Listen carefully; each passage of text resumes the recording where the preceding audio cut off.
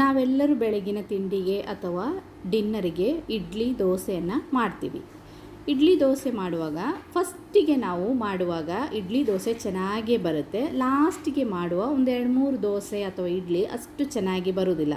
ಅದಕ್ಕೆ ಒಳ್ಳೆ ಒಂದು ಟಿಪ್ಪು ಹೇಳಿಕೊಡ್ತೀನಿ ನೋಡಿ. ಹುಬ್ಬಿದ ಹಿಟ್ಟು ಫಸ್ಟಿಗೆ ಇಡ್ಲಿ ದೋಸೆ ಮಾಡೋದಕ್ಕಿಂತ ಮುಂಚೆ ಒಂದು ಸಣ್ಣ ಬೌಲಲ್ಲಿ ಸ್ವಲ್ಪ ಹಿಟ್ಟನ್ನು ತೆಗೆದು ಒಂದು ಸೈಡಿಗೆ ಇಡಿ. ಮತ್ತು ಬಾಕಿದ ಹಿಟ್ಟಿನಿಂದ ಇಡ್ಲಿ ದೋಸೆಯನ್ನು ಮಾಡಿ.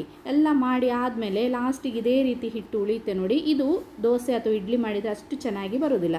ಅದಕ್ಕೆ ನಾವು ತೆಗೆದಿಟ್ಟಿರುವಂತಹ ಆ ಹಿಟ್ಟಿದೆಯಲ್ಲ ಅದನ್ನು ಸಹ ಇದರೊಟ್ಟಿಗೆ ಸೇರಿಸಿ ಇದೇ ರೀತಿ ಲೈಟಾಗಿ ಮಿಕ್ಸ್ ಮಾಡಬೇಕು. ತುಂಬ ಹಾರ್ಡಾಗಿ ಮಿಕ್ಸ್ ಮಾಡಬಾರ್ದು. ಆಮೇಲೆ ಇದೇ ರೀತಿ ದೋಸೆಯನ್ನು ಒಮ್ಮೆ ಮಾಡಿ ನೋಡಿ, ಅಥವಾ ಇಡ್ಲಿಯನ್ನು ಸಹ ಮಾಡ್ಬೋದು. ನಮಗೆ ಫಸ್ಟಿಗೆ ನಾವು ಯಾವ ರೀತಿ ಇಡ್ಲಿ ಮಾಡಿದ್ದೀವೋ ಅಥವಾ ದೋಸೆ ಮಾಡಿದ್ದೀವೋ ಅದೇ ರೀತಿ ಸೂಪರಾಗಿ ಸಾಫ್ಟಾಗಿ ದೋಸೆ ಮತ್ತು ಇಡ್ಲಿ ಬರುತ್ತೆ. ಟ್ರೈ ಮಾಡಿ ನೋಡಿ. ಇಷ್ಟ ಆದರೆ ಲೈಕ್ ಮಾಡಿ.